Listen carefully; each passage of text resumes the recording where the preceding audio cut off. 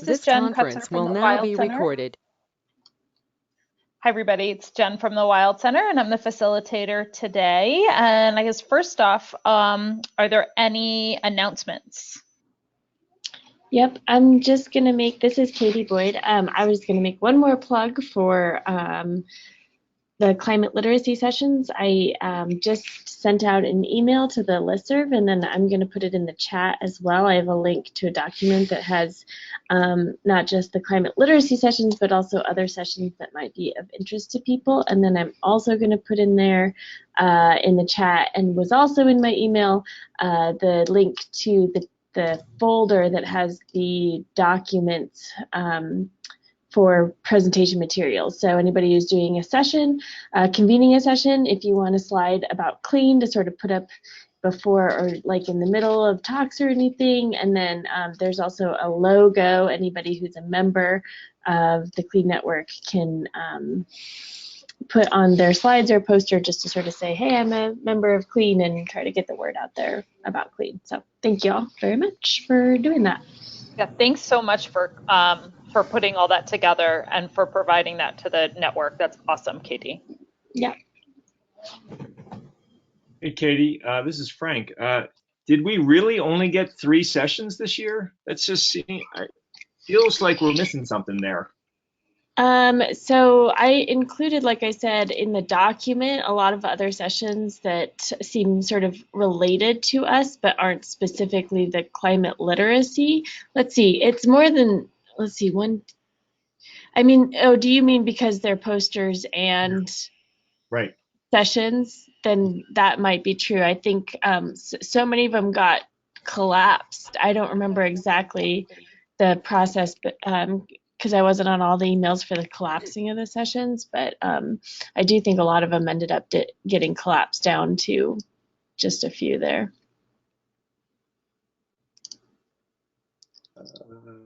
Okay. Well, I think we might be missing some. Well, maybe not. I don't know. That's an interesting. Yeah, I just went onto the site, and there was a lot of collapsing because I think we submitted 8. Yeah. Right. But then they were merged. I don't remember that many getting merged, but maybe I just wasn't paying attention. There were a lot merged. Yeah, and I went through the AGU, like the education section complete. Like I went through each day and tried to find what I thought were the climate literacy ones. So I think I tried to get them all. You know, you may. I think it's actually 4, Frank. There is the one, supporting K-12 geoscience and climate education dropped the climate literacy in the front, but it was merged with another session, so it's 4 that we kept. Gotcha. Thank you. Well, but I agree. I think for next year it might be a good idea to propose fewer to get to pool more of the and keep them a little bit broader so that we can actually keep our sessions and don't merge them.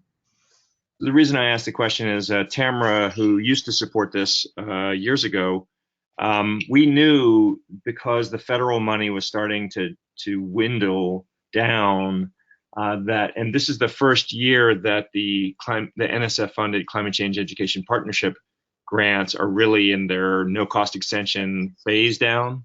So the attendance, we expected there to be a drop. We just thought we had missed it, but I think we might be beginning to see it because there's just not enough money for travel and registration that there used to be. So I think there's less people coming, maybe DC, but I think next year we'll find out whether or not we need to do more to drive up the and refocus our strategy, like you're mentioning, Anna. But I think it'll be interesting to see really what happens next year. Yeah. And the other thing that I wanted to say, Frank, because you just mentioned registration, anyone who's going to AGU and hasn't registered yet, for educators, it's free. We got all our group, everyone registered for free. Thanks to Lynn for pointing that out. Yeah, including informal educators, so that not just teachers. Yeah, as you begin the registration process, there's a little box that you have to check at the beginning in order to get that applied, your registration. So I registered for free as an informal science museum educator. As did I. Great. Other announcements? I do want to draw people's attention to, in Katie's email on Thursday, the workshop. This is going to be really the third of a series of workshops at AGU. So it's at 1 to 5. We might be letting out early because we have a poster conflict in the afternoon on Thursday, the 12th. And the title of the workshop is Sustaining Cities' Climate Action, Social Innovations Through Education, Civic Engagement, and Workforce Development. It's not going to be surprising where we're going here, but it's really building on a series of meetings that we've had over the years. Many of the people on this call were at the one in September at the Global Climate Action Summit, but it's hard to find in the AGU system. So please pay attention to that one in particular and join us if you are able. Or send your colleagues too. So if you know anybody that's coming that isn't on the call or doesn't get clean emails, or that you think should be there to join in the conversation, we would love to have them. And just the last point on that is they do not have to be registered for AGU to attend this session. So there's no badge barrier. I think we nailed it. Okay, great. Other announcements? This is Frank over at NOAA. I'm assuming many of you saw the 4th National Climate Assessment was released last Friday. And it does cause me to think about something we in the community did about the teaching pages for the National Climate Assessment back in 2014. So just a query to the community is there interest, and when is an open question, is there interest in updating using the same model that for the 2018 National Climate Assessment? I would say interest, but not bandwidth. I had a feeling that was going to be a limiting factor. I would say definitely. Maybe would it be helpful if I went in and kind of just looked around and thought, well, how much work is it going to take to really update this, and kind of convene those who were a part of it last time to see really what would it take to get us to. And for those who don't know what I'm talking about, I just put the link to the section, which was the National Climate Assessment teaching resources. So I put it the same one. There's one on clean also. Exactly. Thank you. Right. That would be very helpful. That's a great idea. Yeah, I think that's a great idea. The other idea that we've been having and we've been talking about here is maybe offering a webinar. It would be great to have somebody, give a bigger perspective, and then maybe have a couple authors talk about and so we could do that maybe as a clean call or a standalone webinar. I don't know, Frank, what do you think about that? I was thinking the same thing, Anna. Other people had some other contributions as well.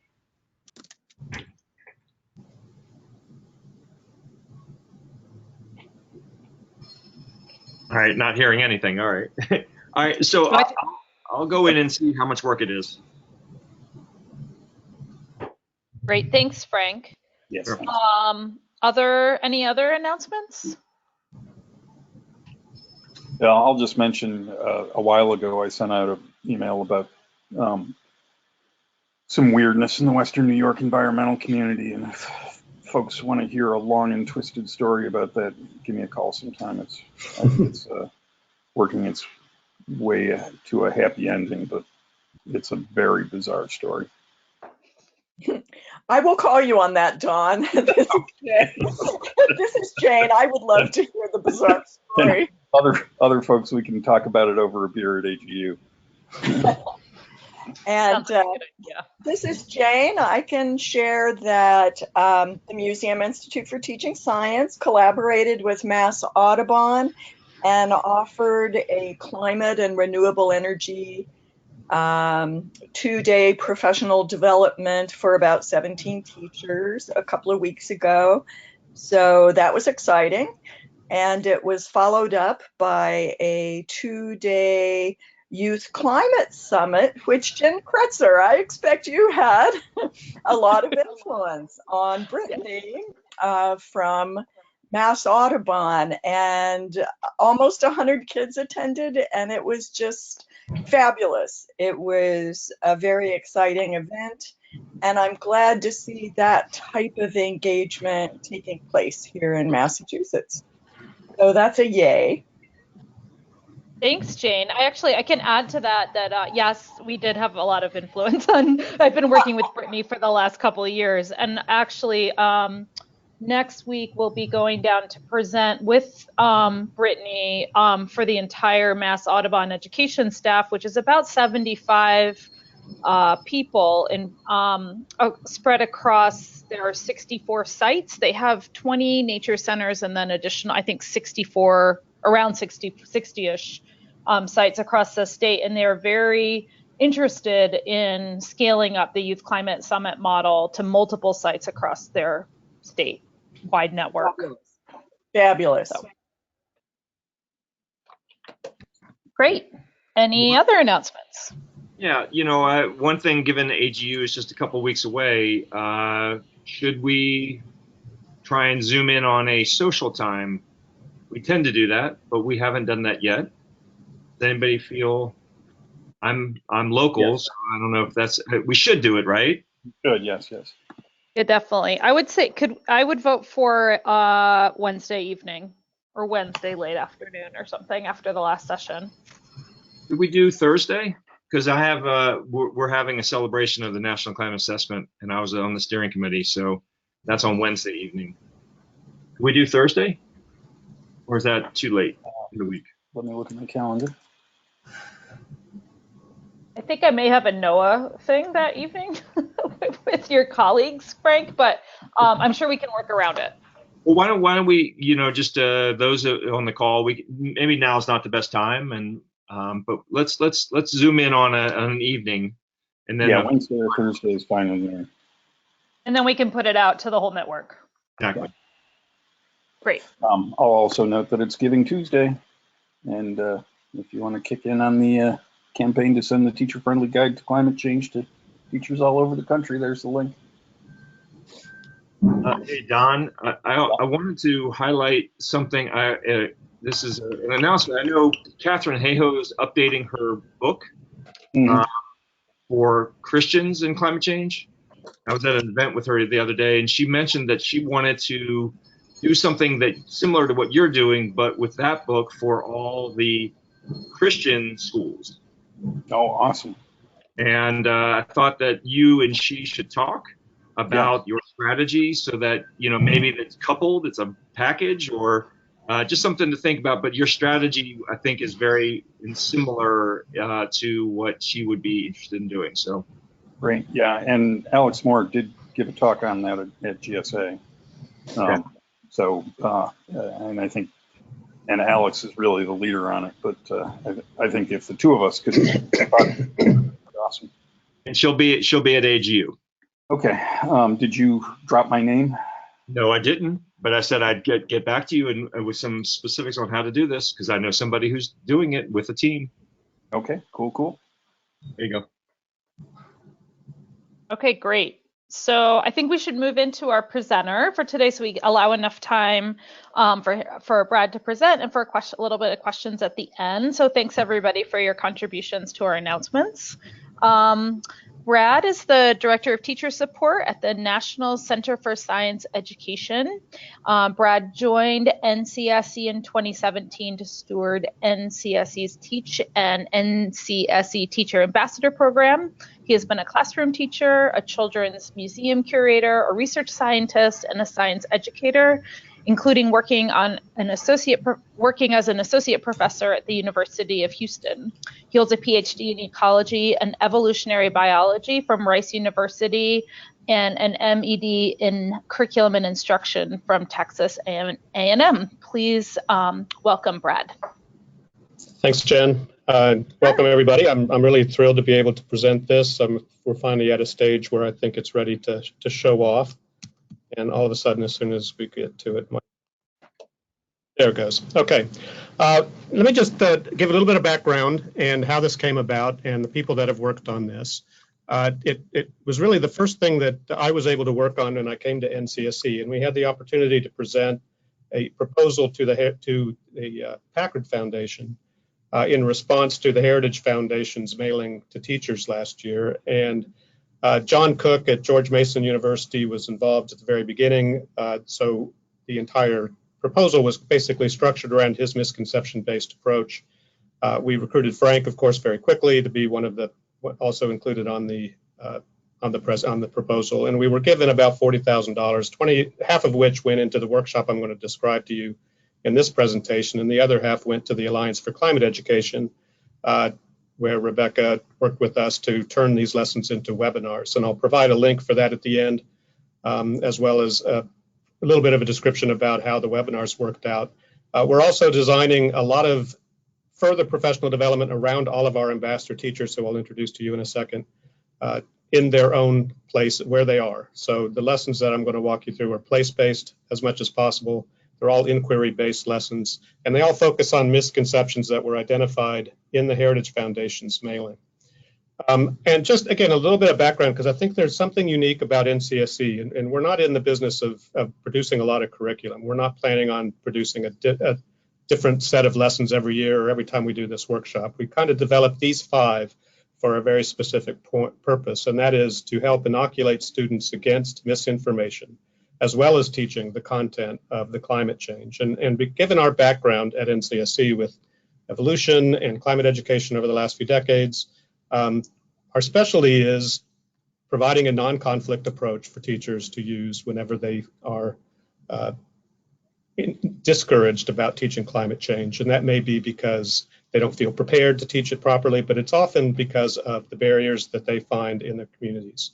The cognitive barriers that students may have to learning about climate change, but also the ideological barriers that come from different regions of the country and different social and historical settings that often make it difficult for people to address climate change or to accept climate change evidence, even though the evidence is clear. So again, I'm speaking to the choir here, so I'll just skip back this fairly quickly and get to our strategy for addressing this. The first thing we did was recruit what we're calling our ambassador teachers. These are teachers that we know are doing a good job teaching climate science already. They come from areas around the country that do have a situation in which they often get some pushback. And so teachers listed here were chosen through a very competitive application process. David Amidon in Syracuse is currently working on setting up some PD in that area. Bonnie Burgess in Salt Lake City, Jennifer Brew in Cincinnati, Nina Corley in Galveston, Alexander Dorsch in Pennsylvania, Kim Parfit in Wyoming, Kelly Pipes in North Carolina, and Aaron Stutzman in Idaho. And all of these teachers are excellent teachers. So when we brought them together in order to develop these lessons, we knew that they were going to be part of it. So the workshop that I'm going to describe was really more of a roundtable type of opportunity than it was a way to train these teachers. It was a way to get these teachers' input into developing 5 lessons. Now, we had developed an outline, again, based on these 5 misconceptions. Simply put, very, very succinctly, the misconceptions are that scientists don't agree, that models aren't good science, that it's just a natural process. Climate has always changed. It sort of sounds like what we're hearing a lot from Trump right now. Extreme weather happens. It's not climate change. It's just normal, and there's nothing we can do about it. And that 5th one we added as much due to Frank's influence as John and mine, because we wanted to focus on solutions at the end and help enable students to believe or to become more resilient in their own communities by looking for solutions. The misconception-based approach, again, we've tweaked it quite a bit from what John has done in his MOOC and in his other publications, but the basic premise of misconception-based learning is still maintained. There's a lot of different ways to do misconception-based teaching, but it's all pretty well supported by the data that it actually works. And this graph simply points out the fact that in a controlled test that McEwen et al. In 2014 did on the approach that John worked on, there was clear advantage or increased learning using the misconception-based approach.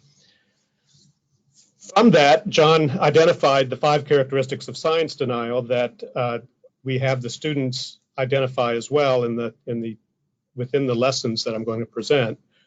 And part of the lesson is to close with an additional activity that allows the students to find this misconception in a different place so that they can see how the misinformation and misconception is perpetuated, intentionally in many cases and unintentionally, but often in what they hear in the media and from in their communities and how that is actually wrong. The basic approach is to then present them with the actual evidence, compare that to the myth or misconception that is commonly held, and then explain how the fallacy is used to support that misconception, even though the evidence is clear. John is doing a assessment of this. He did a round of assessment with the teachers, the ambassador teachers themselves. They field tested these lessons in their own classrooms before we did the webinars and before they developed their own professional development in their own areas. And he's continuing to work with teachers that also participated in the webinars and will continue to do this going forward. So we will have going forward a stronger and stronger case for what impact this is having. An initial analysis that John has provided is that it's making a very good impact on the students' inoculation in all the areas. There was kind of not a major increase in the 5th one, but that's mainly because they already bought into the fact that they weren't helpless and there was a lot. All right, so let me walk through the 5 lessons themselves. At the workshop with the teachers, we had these 5 lessons already kind of outlined, and so we had and this one in particular, this first lesson is one that I have a kind of a different perspective on, and I wanted to make sure that we set this one up in a somewhat unique way from the rest. So not only is it a little bit different from the rest, it's probably one of the least fun of the 5, which is counterintuitive to having it first, but there's a real reason to why we put this one first, because it really sets the table for the rest of the unit pedagogically. There's a lot of advantages to what we're doing here through the pedagogical sort of philosophy of constructivism, having the students or guiding the students into constructing understanding in their own minds based on their own experience with the data. This first lesson kind of attempts to do this without blatantly raising red flags from the start, that they're looking at data sets that lead to conclusions that they may have heard are wrong already. So we're going to try to get this first lesson set up in a way that they go directly at the evidence initially. This is one set of data that they may focus on. The next slide will show you a few other data sets, but these are specifically data sets that are chosen to emphasize that whereas there might be 2 possible ways to explain this, the only way that holds up to the evidence, the one that is supported by the actual data, is that human release of CO2 into the lower atmosphere, the troposphere, is increasing temperatures there, because in the stratosphere, we actually see a decrease in temperature. And this can't be explained by the influence of solar radiation. It has to be explained by CO2 in the atmosphere. And again, I won't walk you through this, but the lessons are all set up to have the students work in teams to work on any of these 3 sets of data. The teacher has a lot of questions that she can ask or he can ask as they guide the students through the lessons to try to get them to think about the possible causes for these trends. One being that it may be the sun's impact. Another might be that it's greenhouse gases. And eventually they come to with these guided questions through their own analysis of the data, they come to conclusions, and each team comes to their conclusions independently, and then they share their conclusions with the rest of the class. And in doing that, they all realize that they all came to the same conclusion, that humans are causing climate change by releasing CO2 into the lower atmosphere, and that's the only way that this data can be explained. Now, by not exposing this misconception that not all scientists have reached that consensus at the beginning, we can bring it in at the end, and the students are now inoculated to understand that consensus comes from multiple lines of evidence being studied by by scientists all over the world, and that as these scientists have studied this evidence over decades, they've come to the same conclusions, even through the process of skepticism and healthy skepticism and challenging each other's ideas and on and on. But that eventually the data bears out and proves the case, and the consensus is built on that data, not on any other type of position. So at the end of the lesson, the teacher can introduce perhaps another introduce the misconception and have the students think about something such as the petition project that is shown here, in which a lot of false or fake experts were asked to identify or to sign this petition that climate change is not occurring and not due to human impacts. And they can see how this is misinformation, because many of these scientists are not climate scientists.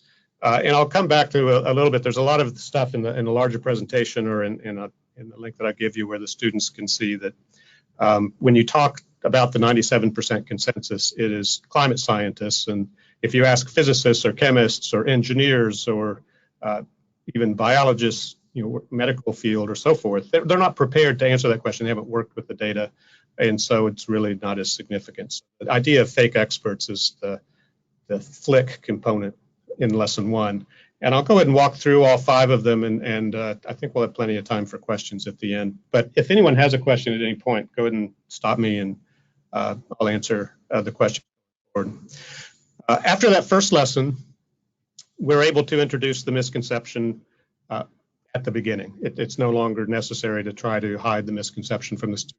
The whole point of these lessons in the long run is for them to confront these misconceptions head on. And if you remember John's model, presenting the fact and then the myth side by side helps the students to see the fallacy that is involved. So as we go through this lesson on climate modeling, what we're leading the students to understand is that climate models, a lot of the attacks on climate models point to impossible expectations, that a model has to be perfect or that all models have to predict exactly the same thing and so forth. And so the idea is that we walk the students through one of 2 approaches of modeling. And this, interestingly, came from the roundtable approach, because some of the teachers that were there felt like it would be more effective, particularly some of the high school teachers felt like it would be more effective to have the students predict a trend based on data and predict it into the future, and then realize what does it take to make that prediction? What do you need to be able to understand about the data in order to make a prediction? And basically a model allows you to make, models allow you to make predictions. For some of we had a 5th grade teacher as well as middle school teachers, and some of them were more comfortable with the sort of more traditional approach to modeling lesson, in which students identify the components of the climate system and then build that into a 2-dimensional model in order to understand how everything is interrelated and how complex it is to actually then define make predictions from the model going forward. But all of the students, and I'll just give you one example. These are all hands-on, a lot of them, and they're all designed to utilize again, not our activities, but existing activities that are in the CLEAN database or in other places where the teachers have found data in their local areas. But something like this, in which you can go into a website that takes the data from the record, and you can predict you can cut it off. In this case, the teacher who did it this way cut the data off at about 1995, and then asked the students to predict from that point to currently. I've just included what is a common prediction here. It looks like the same rate of change as you would expect. When you go in and add the additional data, of course, it increased much faster than that prediction. And so students are able to see that how tricky modeling can be and how accurate the actual models are. So again, you get back to that original misconception that models are not science, that they don't work in a way that science typically works and so forth. And you can explore a lot more. Again, I don't have a lot of the assessment flick piece in this presentation, but I'll provide the links at the end where you can take a look at various things. Because we had, through this process, and when we get to the end, we have a basic lesson that we developed for each one of these that are available. But we also have a supplementary document that shows teachers how to adapt this lesson for either students who have a little bit, maybe an AP class, an AP environmental class, or all the way, down to a 5th grade combination social studies and science class and so forth. So there's a lot of different approaches.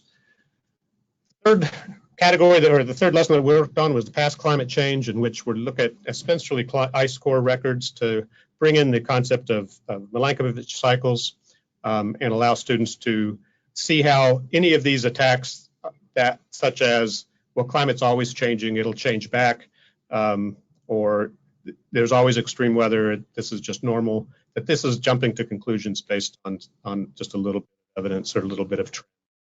And when you look at the entire record and compare what's happening now to past climate change, you see clearly that it's human impact addressing this. So there's, again, a couple different approaches that the teachers took on this one. Most of them but they all pretty much all started with looking at Milankovitch cycles and relating it to current rates of change and current patterns of change. Some of them went a little bit deeper into the geologic record to look at extinction events and speculating about the Anthropocene and our current extinction rate. And I know that's kind of a sexy thing for teachers to do. So we have some of that in the supplementary documents. But the lesson itself focused on, again, using models and modeling to look at the Milankovitch cycles and their impacts on Earth's climate, and how this is shown in the ice record last few 100,000 years, 100,000 years typically in these lessons, and that the students can actually, again, calculate the slope of this change all the way through this time period.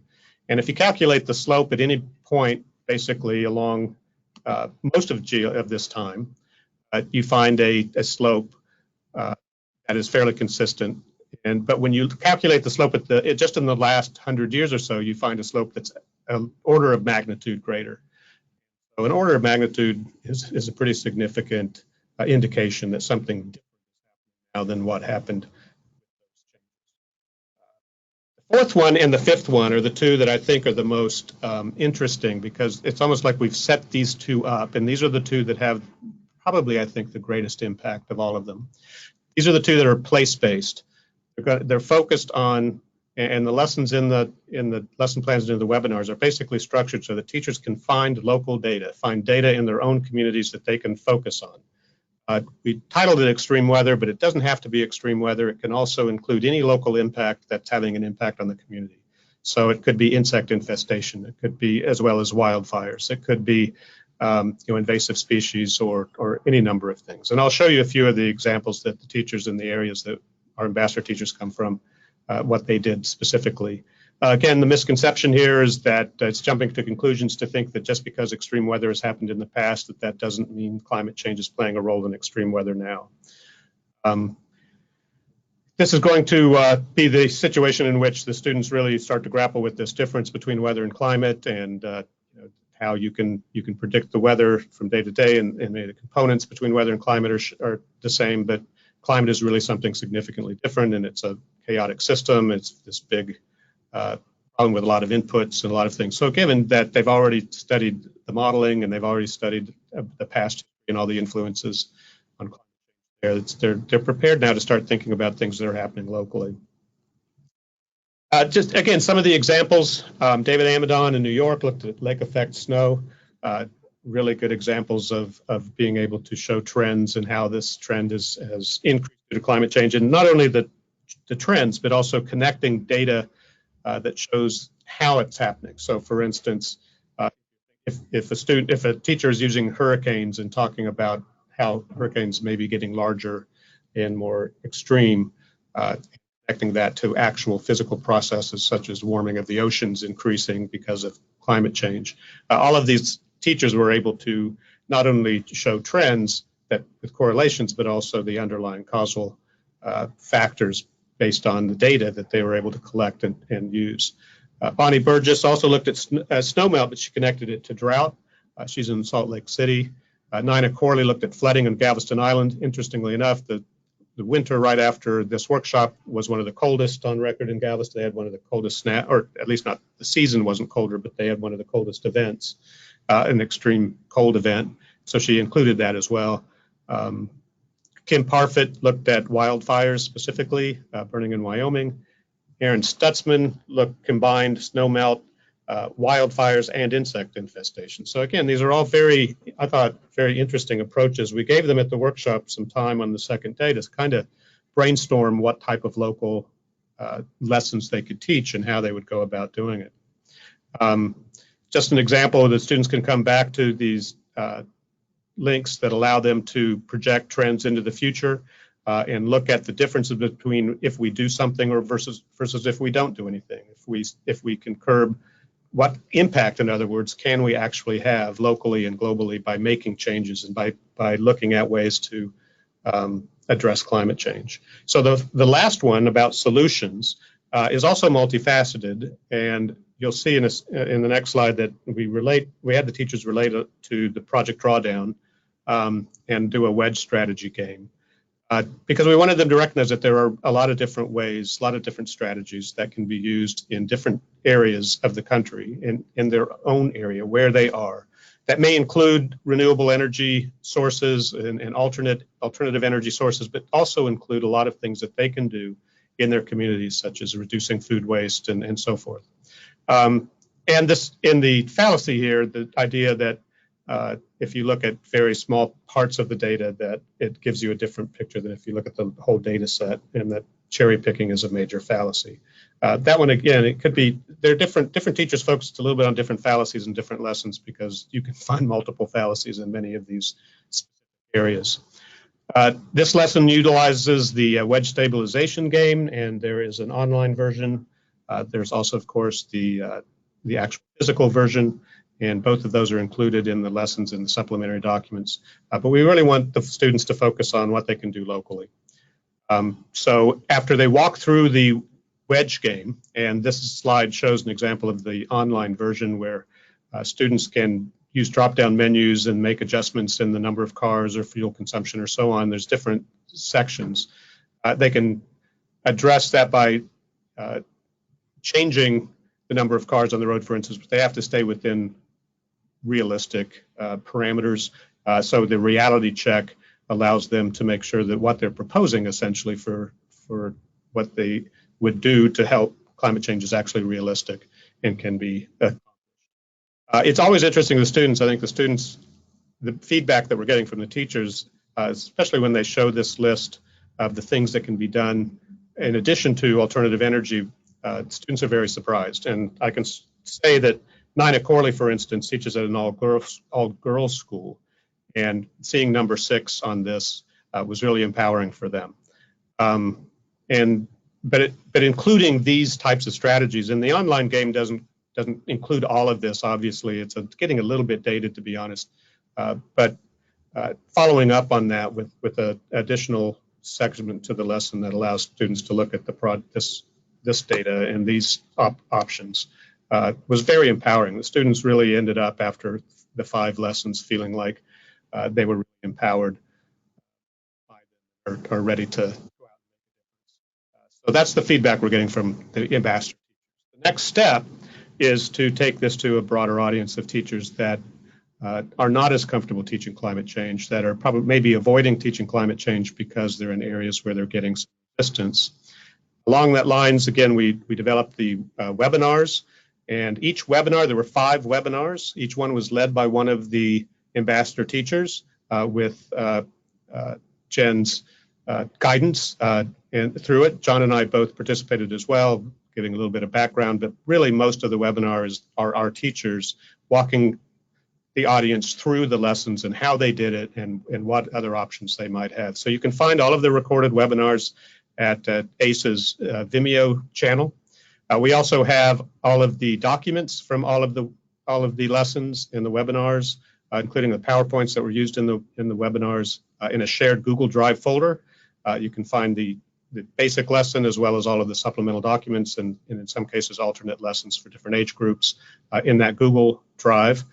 We've included this now. We're working on our website, feverishly trying to get our website updated so that we can have a much better home for this stuff at NCSE. Currently, we have it in what I'm calling a sandbox site. It's just a very temporary site, but it does allow teachers to go in and find all of these lessons there as well as links to the PowerPoints in presentations that I'm making currently at NABT, coming up at CSTA, and going forward next year. We'll be trying to get these teachers into as many conferences as possible to present these. We did have a couple teachers so far. Bonnie and Jennifer both presented at local conferences, and they've given really good feedback about that and how that's gone as well.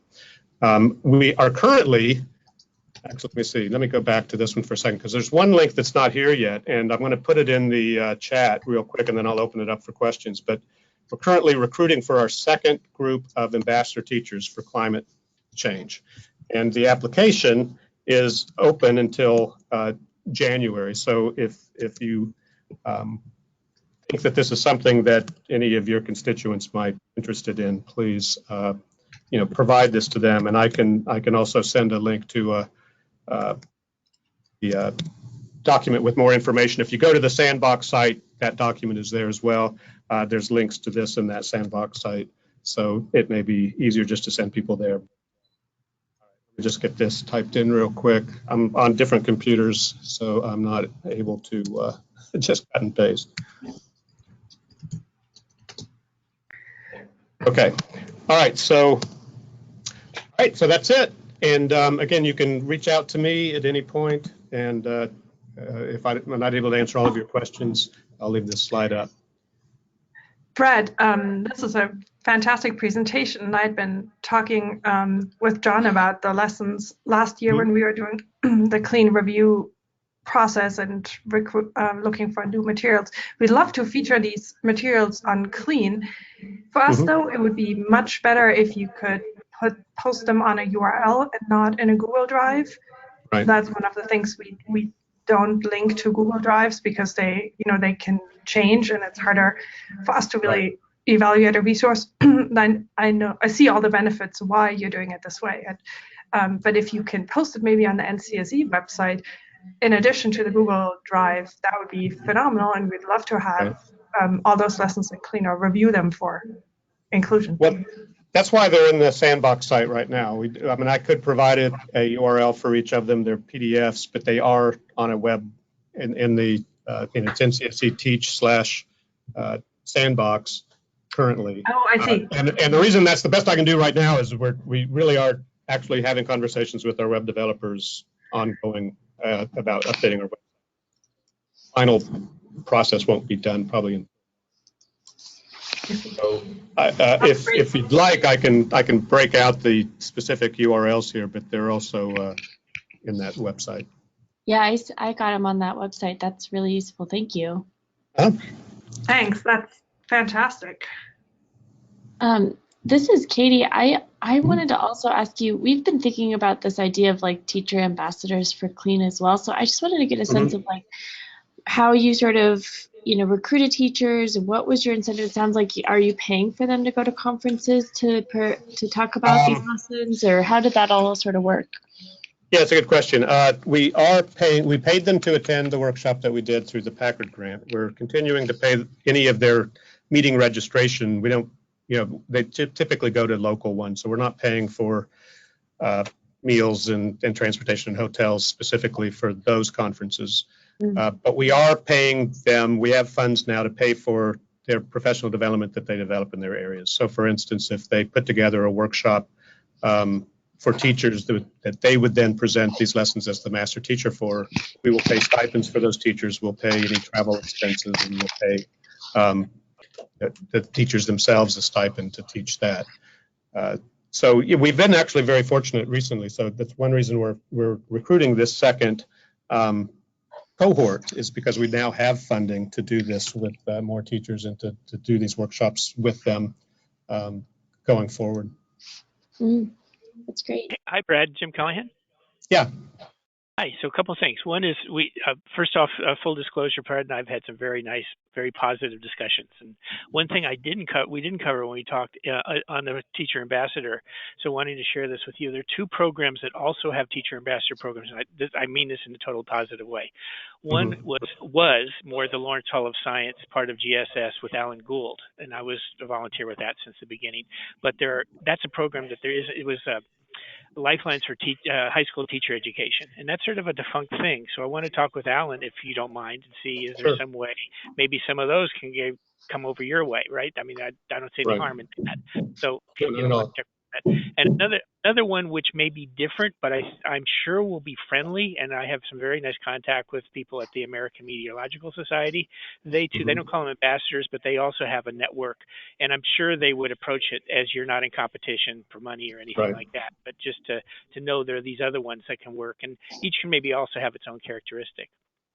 Hi, you beat me to it. This is Wendy from AMS. Thanks for that plug. Oh, okay. Sorry, Wendy. There we are. So, yeah, Beth has been fantastic. So just, I mean, talking to Beth in particular, you guys are amazing on helping. Thanks, Wendy. I should have seen you there. Oh, no problem.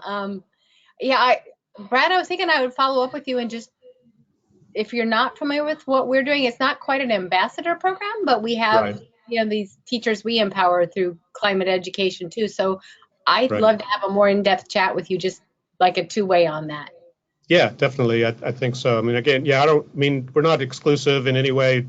We're a very small organization. We're not trying to, again, sort of recreate the wheel. There's obviously very, very effective ambassador teacher programs. One thing that we do want to focus on is drilling down to the teachers that our own surveys are showing aren't responding to professional development or aren't seeking out professional development. Yeah, I'm not in any way worried about the repetition. I'm more interested in driving each other's teachers to each other so they mutually benefit. Definitely.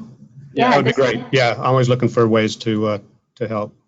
Yeah, and this is Katie. As I said, we're interested in trying to start something similar for clean. So if you guys end up having a conversation around that, please include me. I'd really appreciate that because I'm looking for more ideas for that too. So thank you. Great.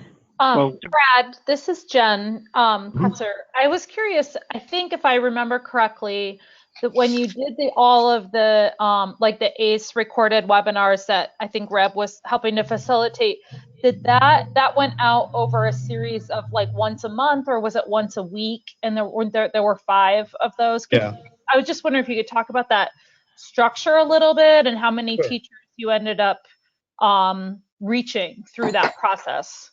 They were weekly, and generally they weren't all at the exact same time. They were usually on Tuesdays in the sort of late afternoon for me, early evening for people on the East Coast. But one was Wednesday. Anyway, it depended a little bit on when our ambassador teachers. But they're pretty much the same time frame weekly, from the end of July through August, and they went really well. I mean, there were over 300 teachers that signed up for them. The first one had about 58 actually attend live. After that, it went down to about 38 for the other 4. But they were very consistent and very interactive. All the webinars were very interactive. So teachers were able to actually do some of the web-based things that I showed you in the lessons themselves within the webinar, and provide some direct feedback and ask questions about it. So they were very positive. Again, I think that they're a very valuable resource, and we want to make sure we encourage as many teachers as possible to maybe watch them. They're each about 90 minutes, so they're not in real easy, quick hitting resource, but they're very valuable for teachers who are interested in finding a way to teach climate change this way. Yeah, I actually, one of our teacher ambassadors for our climate program, Tammy Morgan, did this series and absolutely raves about it. Like she talks about, she's still talking about it. She talks about it constantly, and and is a huge advocate for the work. And so I'm excited to hear about it from you today. So thank you for this great presentation. Well, thanks for that feedback. That's always nice to hear. Yeah. Hey, Brad. Yeah, Jim Callahan again. Tell me if I've got this right in summarizing a thing. when we talked about that there are many different ways in which there is pushback or anti-science that functions, and Right. it's right that each organization knows its lane and doesn't try to overcommit. It can only do what it can do, but we connect and we work with each other. And I feel very good with the way your approach was. If I would mention that coming from another perspective of, I've sort of been part of a very small group of folks, but I think effective where we're, especially in California, it isn't usually been people saying we don't want climate change taught. It doesn't usually happen in that explicit out way. It comes out through two different ways. One is to go in where it's being taught and subvert it, and the other is spend hundreds of millions of dollars to buy people out from teaching it. That's what's happening in California. I mean, there has been literally hundreds of millions of dollars from oil companies to stop people from teaching, to say, you're going to make more money if you do that. And there's a thing of kind of just, recognizing that that's a field that has to be addressed too. It means a lot of more investigative journalism type approach. And I think you guys have a great approach of saying, we're doing this, a very important part of the picture. Others will do that. Let's stay in touch, but don't try to, know that we're not trying to tackle that one. And I feel comfortable with that. Does that seem like a fair way of looking at how we're kind of all working together on that? Yeah, I think so. I mean, I think we're trying to work as locally as possible, and I can give a few examples. Erin, for instance, has the government teacher who contradicts almost everything she teaches in her classes about climate change. So her students learn one thing from her, and then they go into their next class and they hear him directly contradict everything that they heard from her. So that's not that uncommon. What we're finding is a lot of teachers are faced with colleagues who are pushing back on them. And so these lessons are designed to help give them a way to not only teach it in a way that undercuts the misconceptions, but helps them understand how to deal with that kind of pushback or conflict themselves. Some of them come from administrators, as well as possibly in the community. So we are focused in this approach to more of a localized problem, in that we're looking at the teachers, again, in this, there's sort of 2/3 or 60% of teachers who express concern about teaching climate science for one reason or another, and much of those teachers are simply avoiding teaching it because they're worried about what somebody might say or do, rather than a little bit of the bigger picture. But it does allow that conversation, particularly as you get the students involved in the last two lessons. They really can talk about what the various influences are that are leading to this misinformation and how it perpetuates. Brad, this is Frank over at NOAA. Building on Jim's point, I mean, the cause of the programs to confuse people, the students. I mean, the whole point of Flick is that they are inoculated from those strategies. Right. Do you find in the work that's been done so far that students are more successful at identifying misinformation tactics, false experts, all that kind of stuff? Are the students more, and thereby the teachers, are they more skillful? Yes.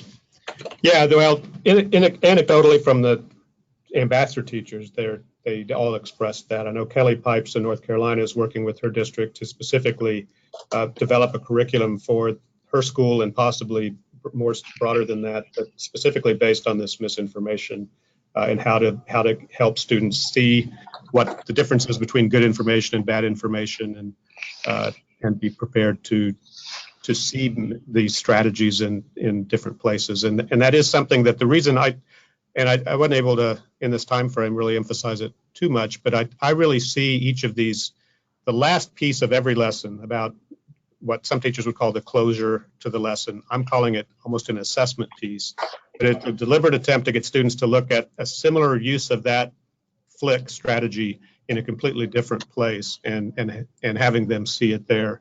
And the teachers all responded that their students are able to see it and anxious to see it, and they're now looking for those strategies anytime they are confronted with information. So I think that's definitely something. I know that that's part of John's assessment going forward, is to see that is taking place. We're seeing it initially that it is happening, at least in the pilot field testing that our ambassador teachers have done, and I think we'll see that signal coming from these lessons as we assess them further. just a quick follow-up to that, Brad. Mhm. Which teachers are these? Because this seems a bit of a cross between, say, ELA and science. Mhm. Are teachers finding that this sits squarely in science? It's science and another class. Well, that's a question that's a good question that, again, some of the supplementary documents addressed a little bit. I know, again, Al Dorsch, being a 5th grade teacher, is teaching both social studies and science, and he's worked as well with the English. A couple of these teachers have, I think, also had conversations with their English teachers about this being a skill that goes beyond the science. It was in the discussion we had with it, sort of in the roundtable part of it. We don't want to try to do too much too fast. So these lessons are focused on specific FLIC components and identifying them, and then helping students see them further, rather than reaching out to the ELA side, though there's that potential. And I do think going forward, it's the kind of thing that we want to maybe start to explore, particularly if we're doing this in, again, local face-to-face workshops as opposed to the webinars.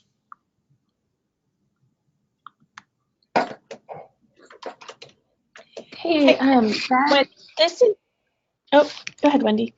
I just wanted to verify, was that you, Katie, that wanted to talk with Brad and I about the teacher mentors and ambassador, or somebody else? Yes, it was me. Thank you. Okay. I'll follow up with an email. Thank you. Okay, great. Hey, Brad, this is Katie. Can I ask one more quick question? So these are sort of, you had mentioned some of them, the lessons build on each other, and it's really kind of, a unit is meant to be together. But are these also themselves sort of standalone lessons? If somebody wanted to just teach one or the other, are you able to do that with them?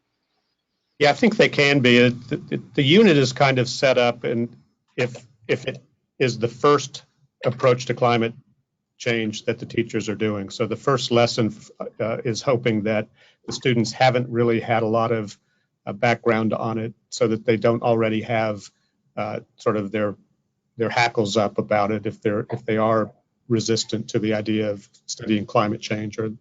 But that obviously is not always going to be the case. Most of the time, the students will have already covered it and so forth. So the teachers that do, for instance, Erin had to make some adjustments with her AP classes because she'd been talking about climate change with them for a long time. So again, that's addressed somewhat in the supplementary documents. And ideally, we see this as a unit, that they build on each other, and that we really get the biggest impact if the students are able to get to at least lesson 4 by going through the first 3. But they can stand alone. They do stand alone. Great, thank you. Great. Mm-hmm. Well, everybody, we're right at 2 o'clock. I feel like this has been a really robust discussion. And once again, thank you, Brad, for your time today and presenting. This is awesome. It's my pleasure. Clearly, we want to talk more.